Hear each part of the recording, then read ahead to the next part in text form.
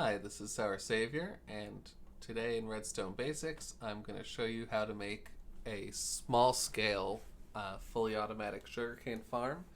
You can stick this in your base, and even though it will run fairly slowly, it'll be running all the time, and eventually you'll have a fair amount of sugarcane without having to do any work. So the basis, for the base, you're going to need to have uh, a chest output for the sugarcane you get, and you'll want to wire hoppers into it. Remember, you can hold shift while you're placing a block against a block that has an inventory like a chest or a hopper in order to place it on there. So I've got these hoppers running into each other so that everything will end up in the chest. And remember, any block you place above the chest is going to need to be a transparent block. So next, we're going to want to put some unpowered powered rail on top of here, and solid blocks at either end to hold our hopper mine carts. You could have this with fancy tricks and carts going back and forth, but if you just leave them standing still on top of there, then you'll get what you need. And then I'm actually gonna change up the order here. So if you put sand above rail like this, it'll stay, because technically the rail takes up the whole block, and you need to use either sand or dirt to place your sugarcane. And now we're gonna have a solid block followed by an observer, and you want the face facing where you're going to be planting your sugarcane so that the power output is pointing backwards. And then we just add, nope, this is backwards.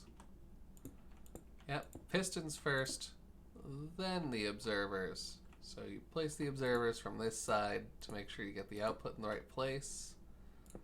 Place some solid blocks behind the pistons. And now let's grab our redstone dust. We don't need this anymore. We don't need that or that anymore. We are going to need some glass and sugarcane still. Alright, so the redstone dust goes back here, and then we're gonna make a place to add our water, which I'm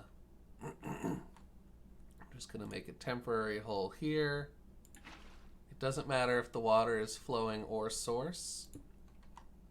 So for this scale where we're only doing it 4 blocks long, you might as well just have one source and the rest of it be flowing. We'll plant our sugarcane along here, and then the only thing that's left to do is to make sure that the sugarcane's not going to fall out when it gets broken,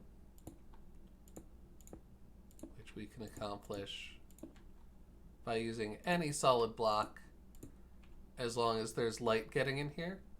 I like to use glass so that I can see it working, especially if it's in a survival world. And that's the whole build. And as you can, I'll demonstrate here by forcing it to grow. When it grows up to the third, when any of them grows up to the third, the observer sees it, and all of the pistons fire and break it. The sugarcane gets collected by these hopper carts, down into these hoppers, and into the large chest. So like I said, sugarcane grows pretty slowly, so a module like this isn't going to work fast, but it doesn't take a huge amount of redstone resources.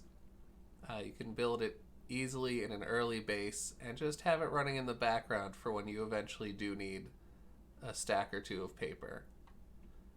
This has been the Sour Savior. Thank you for watching.